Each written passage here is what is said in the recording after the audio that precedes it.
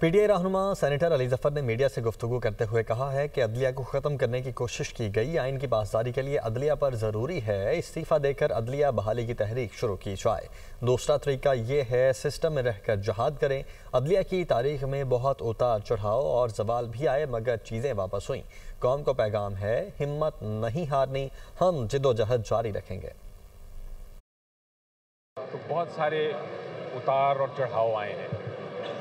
बहुत बारी ज़वाल आया, आपकी जुडिशरी को ख़त्म करने की कोशिश की गई, लेकिन वो वापस आ गई। दो तरीके होते हैं जब इस किस्म की सिचुएशन आए जहां आइन की पासदारी के लिए आपको काविश करनी पड़े।